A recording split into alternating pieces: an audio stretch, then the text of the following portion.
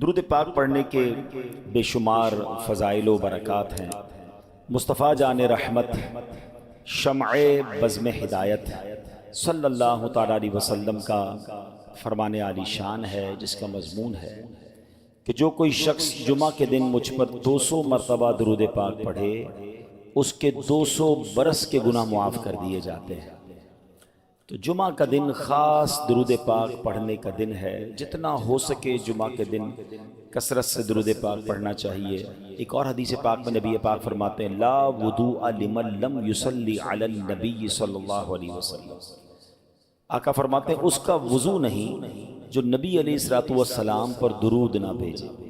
اچھا، اب وضو میں درود تو شرط نہیں ہے، تو اس کا کیا مطلب ہوا؟ دیکھیے، ایک اور بات اس سے سیکھنے کو مل رہی ہے کہ قرآن و حدیث کو سمجھنے کے لیے ہمیں علماء کرام کی، مفسرین کی، محدثین کی ضرورت پڑتی ہے۔ ٹھیک ہے نا؟ اس کی انٹرپریٹیشن ہوتی ہے، اس کی تفسیر ہوتی ہے، اس کی شرح ہوتی ہے۔ آج کل کچھ لوگ ایک نیا فینومنا لے آئیں کہ جناب علماء کی کیا ضرورت ہے، خود ہی کتابیں اٹھائیں اور خود ہی پڑھ لیں، قرآن بھی پڑھ لیں اور خود ہی حدیث سمجھ لیں۔ اگر ایسا ہی ہوتا تو مجھے بتائیے، پھر ہم ڈاکٹری کی کتاب اٹھاتے اور آپریشن کرنا شروع کر دیتے۔ بھائی سب سارا طریقہ لکھا ہے اس کے اندر کہ ادھر کاٹنا ہے تو یہ نکالنا ہے، تو آپ ایسے بندے سے آپریشن کروائیں گے جو کتاب کھولے زندگی میں پہلی بار اور کہے جناب اس میں لکھا ہے کہ گردے کا آپریشن کیسا ہوگا اور میں آپ کا کر دیتا ہوں؟ آپ کہیں گے نہیں بھائی، کتاب اور ہے، تجربہ اور ہے، ٹریننگ اور ہے، پریکٹیکل اور ہے، تھیوری اور ہے۔ اچھا، یہ ساری باتیں میں دنیا کے کاموں میں سمجھ آتی ہیں۔ بدقسمتی سے قرآن و حدیث میں اتنی مظلومیت ہے کہ جو بندہ الٹی بات کرتا ہے وہ بھی ہم کہتے ہیں بات تو ٹھیک کر رہا ہے، علماء کی کیا ضرورت ہے؟ کیوں ضرورت نہیں ہے؟ دنیا کے ہر سبجیکٹ میں ٹیچر کی ضرورت ہے، کسی گائیڈ کی ضرورت ہے، قرآن و حدیث میں تو زیادہ ضرورت ہے۔ اب صرف ایک حدیث میں دیکھیں نا، نبی پاک نے کیا فرمایا کہ اس کا وضو نہیں جو نبی پر درود نہ بھیجے۔ حالانکہ وضو کی شرائط میں درود پاک تو نہیں ہے۔ اب اس کی شرح پڑھنی پڑے گی، اب علماء سے رجوع کرنا پڑے گا کہ اس کا مطلب کیا ہے۔ سبحان اللہ، علامہ عبد الرؤف مناوی رحمۃ اللہ تعالی فرماتے ہیں اس شخص کا وضو مکمل فضیلت والا نہیں جو وضو کے بعد نبی پاک پر درود نہ پڑھے۔ یعنی آپ کا وضو اور برکت والا، فضیلت والا، نور علی نور ہو جاتا ہے جب آپ وضو کرنے کے بعد نبی پاک پر درود بھیجتے ہیں۔ اس کا مطلب یہ ہے۔ تو بہرحال درود پاک کی کیا بات ہے۔ وضو کہتے ہیں نا ظاہری اعضاء کو صاف کرنے والا ہے، درود روح کو پاک کرنے والا ہے۔ تو درود کثرت سے پڑھتے رہا کریں۔ شاعر لکھتے ہیں یہ وظیفہ ہے قوت مومن، یہ وظیفہ ہے قوت مومن، ہونے دے گا نہ خم درود و سلام، طاعتیں سب اسی سے ہیں مقبول، طاعتوں میں اتم درود و سلام، بلکہ یہ ہے متمم الاعمال، ہر عمل میں اہم درود و سلام۔ اللہ کرے کہ ہم درود پاک کی کثرت کرنے والے بن جائیں، محبت کے ساتھ باواز بلند درود پاک پڑھ لیں۔ صلو علی الحبیب صلی اللہ تعالی علی محمد صلی اللہ علیہ وسلم۔ الحمدللہ، ہم جمعہ کے دن جو بیان کرتے ہیں اس میں ہماری ایک انٹینشن، ایک نیت شروع سے ہے، اور ہم نے اپنا ایک ٹاپک رکھا ہے کہ ہم قرآن مجید فرقان حمید سے برکتیں لیتے ہیں۔ ہمارا موضوع ہوتا ہے قرآن کی باتیں، کیونکہ قرآن مجید فرقان حمید میں بے شمار نصیحتیں ہیں، بے شمار ہمارے لیے رہنمائی کے پھول ہیں۔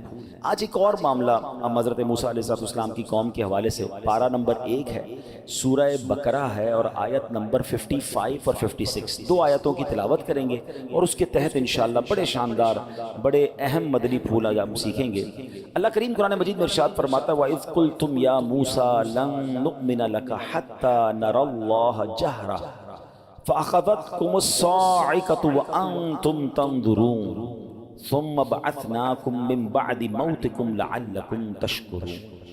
اس 2 آیتوں کا جو ٹرانسلیشن ہے، ترجمہ کیا بنتا ہے؟ آسان ترجمہ قرآن کنز العرفان۔ اور یاد کرو، جب تم نے کہا اے موسیٰ ہم ہرگز تمہارا یقین نہ کریں گے جب تک اعلانیہ خدا کو نہ دیکھ لیں، تو تمہارے دیکھتے ہی دیکھتے تمہیں کڑک نے پکڑ لیا، پھر تمہاری موت کے بعد ہم نے تمہیں زندہ کیا تاکہ تم شکر ادا کرو۔ اب یہ واقعہ کیا ہے؟ یاد رہے کہ حضرت موسیٰ علیہ السلام نے جب کوہ طور پر آپ تورات شریف لینے گئے تھے تو پیچھے بنی اسرائیل نے بچھڑے کی پوجا شروع کر دی تھی۔ بہرحال جب انہوں نے پوجا شروع کی، واپس تشریف لائے، انہیں توبہ کروائی، جرم تو سخت تھا، توبہ کا تقاضا پورا کرنے کے لیے بنی اسرائیل کے 70,000 افراد قتل کیے گئے۔ یہ بھی یاد رہے کہ پچھلے زمانے میں توبہ قبول کرنے کے تقاضے بھی اور ہوتے تھے۔ ہم تو آج سچے دل سے توبہ کر لیں پچھلے گناہ معاف ہو جاتے ہیں نا، پہلے زمانے میں توبہ کے الگ الگ تقاضے تھے، قتل کیے جاتے تھے، لوگوں کو جانے دینی پڑتی تھی۔ ہمارے لیے اللہ نے بڑی آسانیاں کی ہیں۔ بہرحال اب اس کے بعد حضرت موسیٰ علیہ السلام سے رب نے فرمایا 70 افراد سلیکٹ کیجئے اور ان 70 کو لے کر آپ کوہ طور پر آئیں اور وہ 70 اللہ کی بارگاہ میں بھی توبہ کریں، معذرت پیش کریں جو یہ واقعہ ہوا۔ اب آپ نے ان 70 افراد کو سلیکٹ کیا جنہوں نے بچڑے کی پوجا نہیں کی تھی۔ اچھا، اب وہ 70 افراد جب کوہ طور پر گئے اللہ کی بارگاہ میں، مگر یہ عجیب لوگ تھے کہ جرم کرتے تھے، ان کو معافی ملتی تھی، شکر ادا کرنے کی بجائے پھر گڑبڑ کر لیتے تھے۔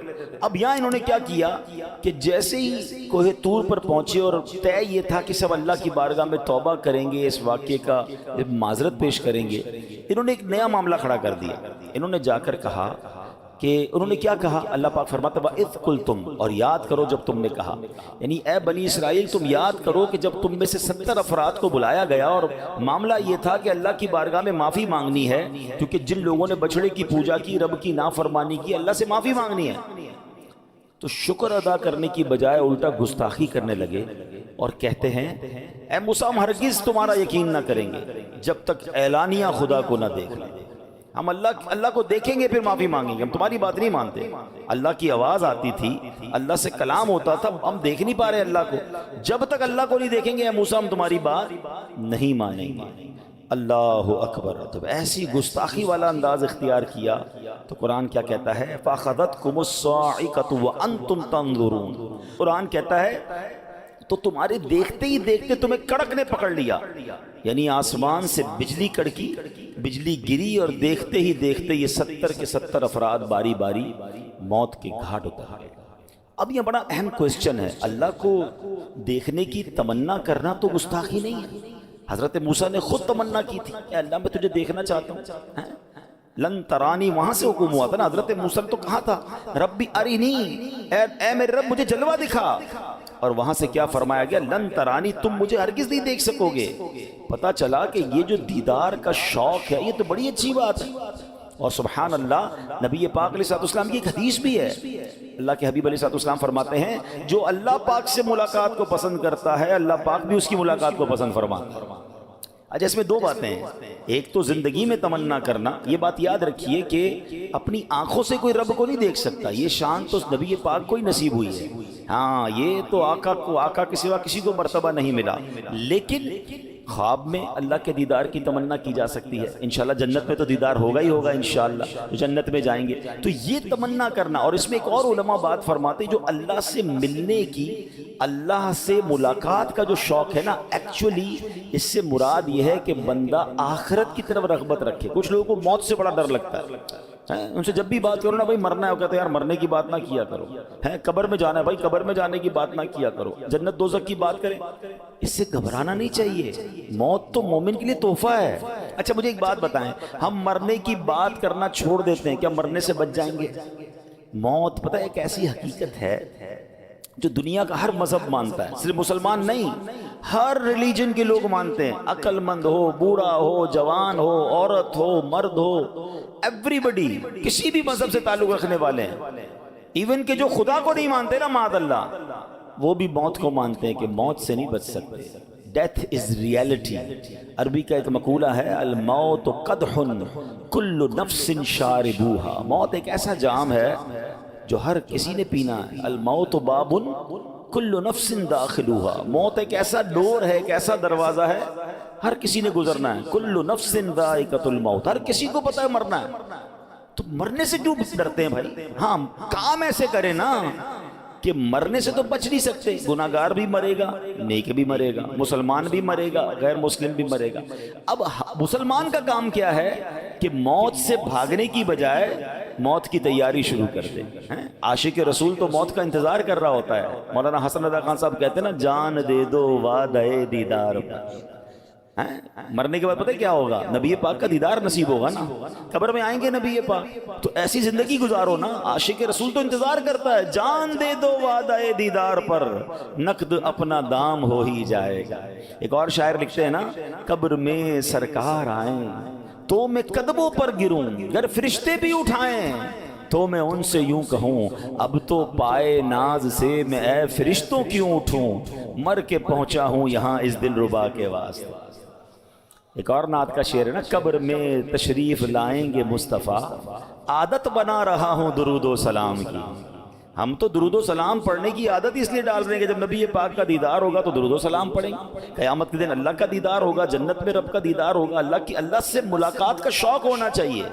آپ نے دیکھا ہوگا، اس کو اس طرح سمجھیے، جو اسٹوڈنٹ لائف گزاری ہے، جن کی جس سبجیکٹ کی پکی تیاری ہو، پورا پیپر یاد ہو، اور ان کا امتحان قریب آنے والا ہو، ان کو مزہ آ رہا ہوتا ہے، یار آج تو بڑا، اور اس امتحان کی کسی دن ڈیٹ چینج ہو جائے، اسٹوڈنٹ بولتا ہے یار اتنی اچھی تیاری کی تھی، میں تو بڑے اچھے نمبر لینے والا تھا، یہ کدھر چینج ہو گیا۔ اور جس کو تیاری نہ ہو وہ کہتا ہے کسی طرح ڈیٹ تبدیل ہو جائے، کسی طرح باری نہ آئے، میرا امتحان ہی نہ ہو۔ فرق ہے نا، دونوں اسٹوڈنٹ میں فرق ہوتا ہے۔ جس کی تیاری مضبوط، وہ انتظار میں بیٹھا ہے جلدی امتحان آئے، جلدی گریڈ لوں، جلدی انعام ملے گا، جلدی جناب آگے جاؤں گا۔ تو مومن ایسی لائف گزارے کہ موت آنی ہے، اس سے بچ نہیں سکتے۔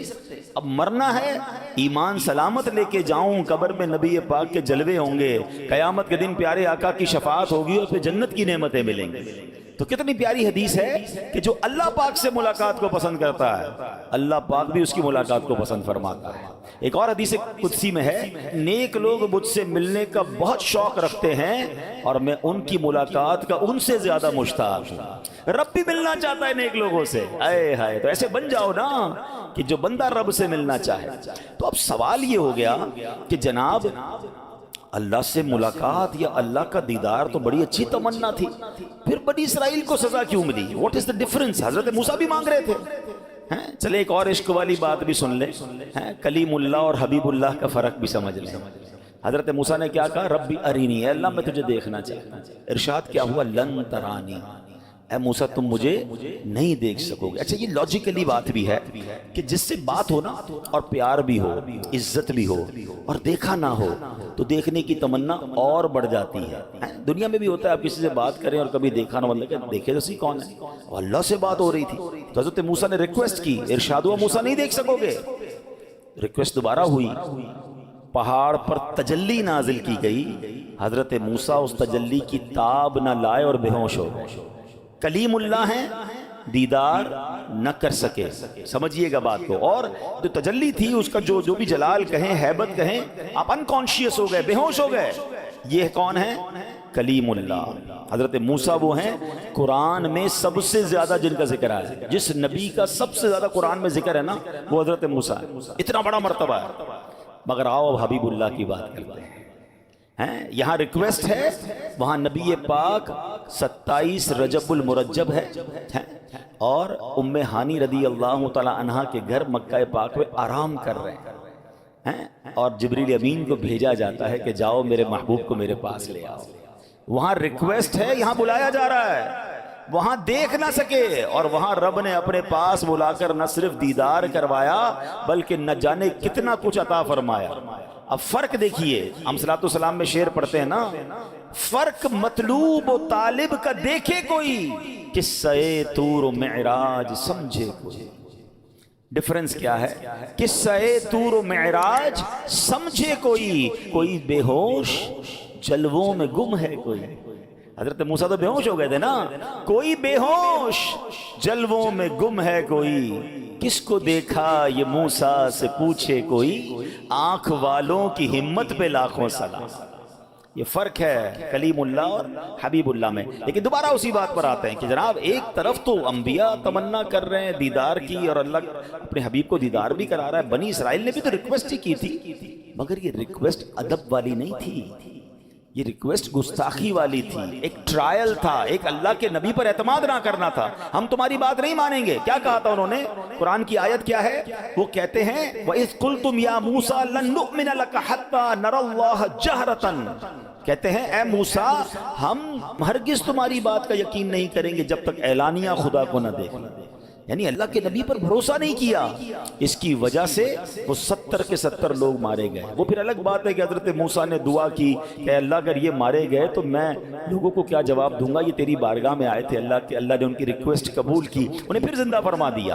اور وہ زندہ کرنے کی جو بات تھی وہاں بھی قرآن کہتا ہے ثم بعثناکم من بعد موتکم لعلکم تشکرون. پھر تمہاری موت کے بعد ہم نے تمہیں زندہ کیا تاکہ تم شکر ادا کرو. مردے بھی زندہ اس لیے کہ شکر ادا کرنا ہے. اچھا یہ ایک اور بات بھی سمجھ لیجئے کہ اللہ کے جو مقرب بندے ہوتے ہیں نا ان کی دعاؤں کی برکت ایسی ہوتی ہے کہ مردے بھی زندہ ہو جاتے ہیں. قرآن کے اس واقعے سے یہ بھی سیکھنے کو ملا نا، ان کو تو موت آ چکی تھی. حضرت موسیٰ کی ریکویسٹ پر، آپ کی دعا پر اللہ نے پھر انہیں زندہ کر دیا. تو اللہ والے چاہیں تو ان کی شان ہی نرالی ہوتی ہے. جب کلیم اللہ کی دعا میں یہ اثر ہے تو حبیب اللہ کی دعا کا عالم کیا ہوگا. چاہیں تو اشاروں سے اپنے کایا ہی پلٹ دے دنیا کی. چاہیں تو اشاروں سے اپنے کایا ہی پلٹ دیں دنیا کی. یہ شان ہے ان کے غلاموں کی، سرکار کا عالم کیا ہوگا. سرکار کا عالم کیا ہوگا. بہرحال میرے پیارے اسلامی بھائیوں، اب یہاں پر یہ پہلے میں نے بات وضاحت کر دی کہ جاگتی آنکھوں کے ساتھ اللہ پاک کا دیدار یہ ممکن نہیں، یہ جائز نہیں. صرف پیارے آقا علیہ الصلوۃ والسلام کو یہ رتبہ ملا ہے کہ جن کو جاگتے آنکھوں سے اللہ کا دیدار نصیب ہوا. تو جاگتی آنکھوں سے اللہ کے دیدار کی دعا ہم نہیں کر سکتے. ہاں دل میں یہ شوق رکھے، کیا خبر خواب میں کبھی کرم ہو جائے اللہ پاک ہمیں سبحان اللہ جنت میں جو سب سے بڑی نعمت جنتیوں کو ملے گی نا، سب سے بڑی نعمت وہ اللہ کا دیدار ہو. ہاں اللہ نیکوکاروں کو اپنا دیدار عطا فرمائے گا. سیدی اعلیٰ حضرت بڑی پیاری ایک دعا کرتے ہیں، آئیے ہم مل کے اس دعا میں شامل ہو جاتے ہیں. بڑا پیارا شعر ہے. گدا بھی منتظر ہے خلد میں نیکوں کی دعوت کا. ایک دعوت ہوگی جنت میں، نیکوکاروں کی ایک ایسی دعوت ہوگی کہ ان کے لیے دسترخوان لگائے جائیں گے، جو چاہے انہیں کھلایا جائے گا. اور سب سے بڑا تحفہ کیا دیا جائے گا؟ اللہ اپنا دیدار کرائے گا. اللہ ہمیں بھی ہم کہتے ہیں یار وہ والی دعوت کا کارڈ مل جائے، یار وہ بہت بڑا ایونٹ ہو رہا ہے اس کا کارڈ مل جائے. دنیا والے ادھر تمنا کرتے ہیں، ارے تمنا کرو جو جنت میں دسترخوان بچھے، اللہ اس دعوت میں ہمیں موقع عطا فرمائے. گدا بھی منتظر ہے خلد میں نیکوں کی دعوت کا.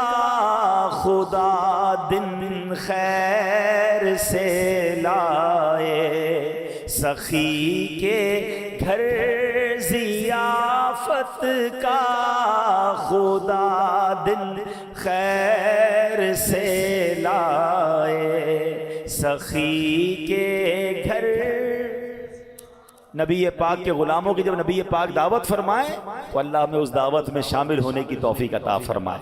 اچھا اب یہاں پر میرے پیارے اسلامی بھائیوں اب ہم نے سمجھنا یہ ہے کہ نبی پر اعتماد کرنا یہ ایمان کی جان ہے. جنہوں نے اعتماد نہیں کیا وہ برباد ہوئے. اب ہم مسلمان ہیں اور ہمارے نبی اللہ کے آخری نبی اور سب سے افضل نبی ہیں، امام الانبیاء ہیں صلی اللہ تعالیٰ علیہ وسلم. تو اب نبی پاک پر ایمان کیسا ہونا چاہیے، ان کی باتوں پر یقین کیسا ہونا چاہیے، اعتماد کیسا ہونا چاہیے، بلیف کیسا ہونا چاہیے. یہ اب سمجھ لیجئے کہ سچا پکا مسلمان وہ ہوتا ہے جو اللہ اور رسول کے فرمان کے مقابلے میں اپنے دل، دماغ، آنکھ، کان وغیرہ کی نہیں سنتا، بلکہ جو کچھ فرما دیا جائے اس کو دل کی گہرائی سے چپ چاپ حق سمجھ کر مان لیتا ہے. یہ اعتماد ہے، یعنی نبی کے فرمان پر پکا یقین. یہ ایمان کی جان ہے. جو اللہ اور اس کے رسول کے ارشادات پر بن دیکھے ایمان لاتے ہیں، قرآن میں رب ان کی تعریف ارشاد فرماتا ہے. بڑی اہم بات کرنے جا رہا ہوں، یہ آج کے سینیریو میں بہت ضروری ہے سمجھنا. ینگسٹر زیادہ سمجھیے قرآن کیا کہتا ہے. الذین یؤمنون بالغیب، وہ لوگ جو بغیر دیکھے ایمان لاتے ہیں. ٹھیک ہے. اس آیت کے تحت مشہور مفسر قرآن مفتی احمد یار خان نعیمی فرماتے ہیں اللہ اور رسول پر اعتماد ہونا ایمان کی حقیقت ہے. چیز کو دیکھ کر یا سن کر تو ہر کوئی مان لیتا ہے، جو چیز غیب میں ہو عقل میں نہ آئے اس کو صرف اس لیے مان لینا کہ یہ اللہ اور اس کے رسول کا فرمان ہے، یہ اس بات کی دلیل ہے کہ اس کے دل میں اطاعت ہے.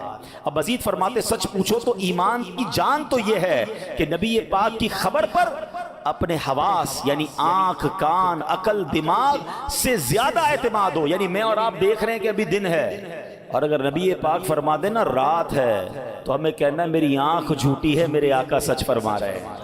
یہ ایمان ہے نا. اچھا ایک بڑی لاجیکلی بات ہے، آج کل لوگ اپنی عقل اور ہوشیاری سے دین کے احکام کو ریلیٹ کر رہے ہیں، لاجک ڈھونڈ رہے ہیں اور جناب اس پر بحث کر رہے ہیں. مجھے ایک بات بتائیں، آپ اگر مسلمان ہیں، الحمدللہ ہم مسلمان ہیں، ہم میں سے کس نے اللہ کو دیکھا؟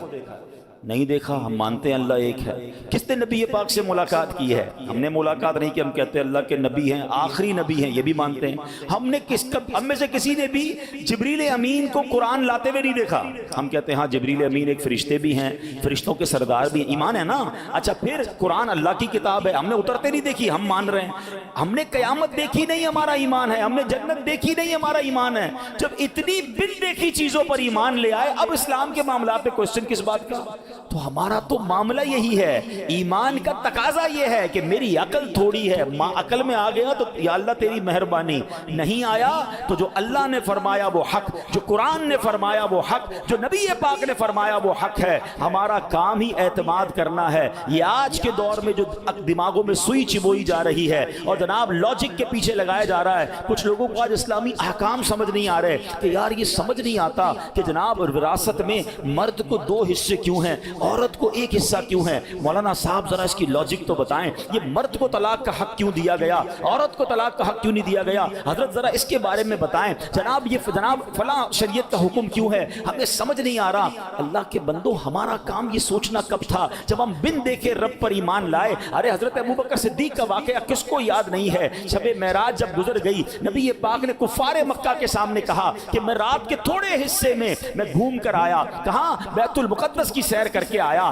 میں جنت کی سیر کر کے آیا. کفار مکہ چھلانگیں مارنے لگے کہ یہ کیسے پاسبل ہے. ابو جہل کہتا ہے آج موقع ہے ابو بکر صدیق کو بہکانے کا. سیدنا ابو بکر صدیق کے دروازے پر گئے، دستک دیتے ہیں. اے ابو بکر. حضرت ابو بکر زمانے کے سردار تھے، بڑے عقل مند تھے، بڑے بزنس مین تھے، اس زمانے کے بلینر تھے. آپ سے کہا اے ابو بکر جانتے ہو تمہارے نبی کیا کہتے ہیں؟ کہا کیا کہتے ہیں؟ کہتے رات کے تھوڑے حصے میں بیت المقدس ہو کر آئے ہیں، آسمانوں کی سیر کر کے آئے ہیں. یہ لاجیکلی پاسبل نہیں تھا. کیوں پاسبل نہیں تھا؟ کہ کوئی فیضان غوث پاک میں عشاء کی نماز پڑھے اور فجر کی نماز میں آ کر امام صاحب سے آ کر کہے کہ میں رات امریکہ ہو کر آیا ہوں، تو امام صاحب کہیں جہاز میں بھی جاؤ تو اتنی جلدی واپس نہیں آتے. لاجیکل پاسبل نہیں ہے. نبی پاک بیت المقدس کی بھی بات کر رہے ہیں، جنت کی بھی بات کر رہے ہیں، آسمانوں کی سیر کی بات بھی کر رہے ہیں. صدیق اکبر نے کیا کہا؟ کہتے ہیں کیا واقعی میرے آقا کہتے ہیں؟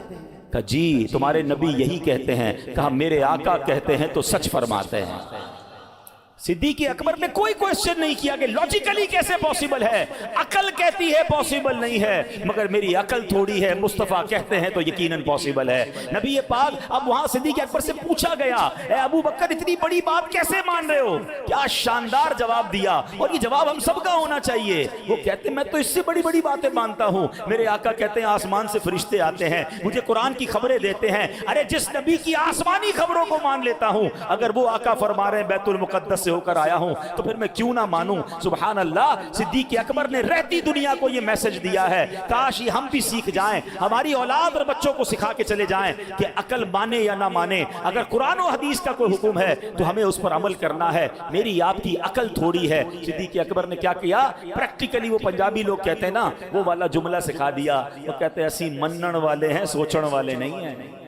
ہمارا کام ماننا ہے، لبیک کہنا ہے. اب آپ کہیں جناب ہو سکتا ہے پھر کسی کو سمجھنا ہے کہ یار ہم کیوں جو سمجھ نہیں آتی وہ بات ہم مانیں. اللہ اکبر. یہ تو اتنی بدھی سی بات ہے، اتنی کلیئر سی بات ہے. اب بتائیں ڈارون کا فارمولا کیا ہے؟ سائنس کے پیچھے چلنا ہے، لاجک کے پیچھے. کسی پر تو اعتماد کرنا پڑے گا نا. ایک غیر مسلم کہہ رہا ہے مسلمان پہلے بندر تھا. بندر سے جناب یہ ایوولوشن ہوا اور انسان جو ہے وہ بندر سے چینج ہوتے ہوتے ہوتے پھر یہ انسان بن گیا. وہ غیر مسلم ہے جو اللہ کو بھی نہیں مانتا. کچھ لوگ آج بھی عقل کے ایسے گھوڑے دوڑاتے ہیں جو ڈاروین تھیوری کو مان رہے ہوتے ہیں کہ یار پہلے انسان بندر تھا. میں ایک غیر مسلم کی مانوں جس کو قرآن جانور کہتا ہے, جو اللہ کو نہیں مانتا وہ جانور سے بھی بدتر ہے, اور میں اس کی مانوں جو اشارہ کرے تو چاند دو ٹکڑے ہو جاتا ہے, جو دعا کرے تو سورج پلٹ آتا ہے, جو رب کے حبیب ہیں وہ فرماتے ہیں اللہ نے انسان کو حضرت آدم سے, جو تخلیق ہوئی ہے سب سے پہلے حضرت آدم کو بنایا, اللہ نے اپنی قدرت سے بنایا, بی بی حوا کو ان کی پسلی سے پیدا کیا اور نسل انسانی وہاں شروع ہوئی ہے. ارے کس پر اعتماد کرے گا مسلمان؟ کیا سائنس کی تھیوری پر اعتماد کرے گا یا اللہ کے حبیب کی بات پر اعتماد کرے گا؟ نہ بندر سے انسان بنتے میں نے دیکھا, نہ آدم سے نسل چلتے میں نے دیکھا, مگر میرا ماننا یہ ہے کہ جو میرے نبی نے فرمایا وہ حق ہے اور یہی میرے ایمان کا تقاضا ہے. اب ایک بڑی لاجیکلی بات سمجھیے, لوگ کہتے ہیں یار ہمیں سمجھ نہیں آ رہا قرآن کا یہ حکم. مجھے ایک بات بتائیں, علماء نے بڑی پیاری ایگزامپل سے ایک بات سمجھائی, اور وہ کیا تھی کہ عقل سے جو لوگ تولتے ہیں نا, فرمایا انسان کی عقل کا تعلق ایسے ہے کہ جیسے ایک سونار کا ترازو ہے. تاریخ دان نے بڑی پیاری مثال دی. عقل کا تعلق یہ ہے کہ سونار کا جو ترازو ہوتا ہے, کبھی آپ کسی جیولر کے پاس جائیں نا تو اس کے پاس جو ترازو ہوتا ہے نا بڑے کمال کا ہوتا ہے. وہ ایک تولا نہیں, ایک رتی اور ماشے کا وزن بھی بتا دیتا ہے, بالکل باریک سا وزن بھی بتا دیتا ہے, ٹھیک ہے. مگر اس ترازو پر ہم پہاڑ کو نہیں تول سکتے ہیں. بڑا چٹان رکھ دیں اس ترازو پہ, ترازو کیا ہوگا؟ ٹوٹ کے پاش پاش ہو جائے گا. حالانکہ سینسٹیو اتنا ہے کہ رتی اور ماشے کو بھی تول لیتا ہے, مگر آپ نے 50 60 70 کلو کا پتھر رکھا تو وہ ترازو ٹوٹ جائے گا. بات سمجھ آ رہی ہے؟ تو ہماری عقل ایسی ہی ہے کہ جو بات ہمیں سمجھ آ جائے یا اللہ تیرا شکر ہے, جو بات عقل سے بہت اونچی ہے. ایک بات یاد رکھیے گا, انسان کو سیکھنے کے لیے 3 چیزیں, علم کے 3 طریقے علماء نے لکھے ہیں. There are 3 ways to take knowledge, ٹھیک ہے. پہلی یہ ہے کہ ہم آنکھ کان زبان سے دیکھ رہے ہیں, سن رہے ہیں, آبزرو کر رہے ہیں, ٹھیک ہے, یہ ایک طریقہ ہے علم سیکھنے کا. دوسرا کیا ہے کہ جس کے ذریعے جناب ہمیں کتابوں کی ضرورت پڑتی ہے, اسکول جانا پڑتا ہے, ٹیچر سے سیکھنا پڑتا ہے. یہ 2 طریقے ہو گئے. تیسرا اس سے اوپر کا علم ہے جو وحی کے ذریعے عطا کیا جاتا ہے, جو دیکھ کر نہیں سیکھا جا سکتا, جو ٹیچر سے نہیں سیکھا جا سکتا. اللہ خود اپنے نبیوں کو عطا فرماتا ہے, وہ اس سے اوپر کا علم ہے. تو جس کا لیول ہی نہیں ہے وہ وحی کا علم کیسے سمجھ سکتا ہے؟ اب میں اس کو اور لاجیکلی آسان کر دیتا ہوں. جو لوگ کہتے ہیں شریعت کے احکام سمجھ نہیں آتے, میرے بھائی میرا اور آپ کا کام اس میں لاجک ڈھونڈنا ویسے تھا نہیں, لیکن مجھے ایک بات بتائیں, پہلی جماعت کے اسٹوڈنٹ کو PhD کا مقالہ پکڑا دیں کہ پڑھ کے سناؤ, ہیں جناب 5ویں جماعت کے بچے کو MBBS کی کتاب پکڑا دیں کہ بیٹا ذرا اس کو پڑھ کے سمجھاؤ, تو وہ کہے گا یہ تو مجھے سمجھ نہیں آ رہی. تو مجھے بتائیے آپ بچے کو غلط کہیں گے یا کتاب کو غلط کہیں گے؟ آپ کہیں گے بیٹا تمہاری عقل نہیں ہے, کتاب تو بالکل ٹھیک ہے, اس کو پڑھ کر لوگ ڈاکٹر بنتے ہیں, یہ تو PhD کی ڈگری حاصل کرنے والے کی کتاب ہے. تم بڑے ہو گے نا, تمہیں ٹائم لگے گا, پھر تمہیں جا کر سمجھ آ جائے گی. تو اللہ اکبر, قرآن کا جو علم ہے, حدیث کا جو علم ہے, شریعت کے جو قوانین ہیں, ہو سکتا ہے کسی کی عقل میں نہ آئیں, تو عقل کے پیچھے نہیں دوڑنا ہے, ہمیں یقین کرنا ہے, نبی پاک کے فرامین پر یقین کرنا ہے, شریعت کے آرڈرز کو فالو کرنا ہے اور مضبوط رہنا ہے. کبھی ذہن میں کسی قسم کا شک و شبہ نہیں آنا چاہیے کہ جناب یہ شریعت کا حکم کیوں ہے. میرے رب نے فرمایا, نبی پاک نے فرمایا, اگر یہ قرآن کا حکم ہے تو یہی سب سے بہتر ہے. اور ایسا کئی بار ہوا, سائنس نے کبھی قرآن کی کسی بات کو, شریعت کی کسی تھیوری کو پہلے منع کیا, 50-100 سال بعد سائنس خود کہتی ہے ہماری وہ تھیوری غلط تھی, اب ہمیں زیادہ جناب ہم نے چیک کیا. ہم جب چھوٹے تھے تو 7-8 پلینٹ یاد کرتے تھے. آپ نے بھی اسکول میں یاد کیے ہوں گے کہ دنیا میں 7-8 سیارے ہیں اور اس کے نام یاد کرتے رہے. اب کہتے ہیں وہ تو ہے ہی کچھ نہیں, ملینز بلین سیارے ہیں, ملکی ویز دریافت ہو رہی ہیں. کہتے ہیں زمین تو پوری دنیا میں ایک نقطے کی مانند ہے. بتاؤ وہ تھیوری پھر کیا تھی جو ہمیں بتایا جاتا تھا کہ دنیا میں صرف 8 ہی سیارے ہیں جو راؤنڈ میں گھومے جا رہے ہیں. اب کہتے ہیں اتنے ہیں کہ ہم اس کو دیکھ ہی نہیں پا رہے, اور بلینز اور بلینز جناب دنیا کے سیارے ہیں. تو اس کا مطلب سائنس خود غلط پروف ہوئی ہے. ہمارا شروع سے عقیدہ یہی ہے کہ کوئی تو ہے جو نظام ہستی چلا رہا ہے, وہی تو ہے جو نظام ہستی چلا رہا ہے, میرا خدا ہے. ہماری عقل پہنچ جائے تو یا اللہ تیری مہربانی, نہیں ہو تو بھی لبیک کہہ کر ہم نے شریعت پر عمل کرنا ہے. حضرت موسیٰ کی قوم کا یہ واقعہ, قرآن کا یہ واقعہ پکار پکار کر ہمیں کہہ رہا ہے کہ ہمیں اللہ کے نبی پر اعتماد کرنا ہے, ہمیں اپنی شریعت پر اعتماد کرنا ہے اور اس پر یقین کامل رکھنا ہے. اور جو یقین رکھتا ہے نا وہ کیسا کامیاب ہوتا ہے. آپ کو پتہ ہے مکے کے سردار تھے عتبہ و شیبہ، بڑے بڑے سردار تھے، یقین نہیں کیا نبی پاک پر۔ آج کوئی نام لینے والا نہیں ہے، حبشہ سے آنے والے غلام نے یقین کیا، آج بلال حبشی بن گئے، سردار ہو گئے عاشق رسول کے، عشاقان رسول کے۔ غلام جو تھے وہ سردار ہو گئے، اور سردار جو ہے وہ ناپید ہو گئے ہیں۔ ابو جہل تھا جو اپنی قوم کا سردار کہلاتا تھا، یقین نہیں کیا، راندائے درگاہ اور دنیا بھر میں لان تان کیا جاتا ہے۔ ابو بکر صدیق بزنس مین تھے مگر نبی پاک کی بات پر یقین کیا، خلیفہ اول بنا دیے گئے۔ تو پتہ یہ چلا کہ اللہ کے نبی پر اعتماد کرنے والے کو عروج ملتا ہے، ان کے فرامین پر یقین کرنے والوں کو فلاح و کامرانی ملتی ہے۔ اعتراض کرنے والے، ٹونٹ کرنے والے، طنز کرنے والے، تنقید کرنے والے وہ تباہ و برباد ہو جاتے ہیں۔ تو اللہ کرے کہ یہ بات ہمیں سمجھ آئے اور قرآن و حدیث کے احکام پر ہم عمل کرنے والے بنیں۔ اللہ پاک ہمیں قرآن پاک پر اور نبی پاک کے فرامین پر دل و جان سے عمل کرنے، یقین کرنے، اعتماد کرنے کی توفیق عطا فرمائے۔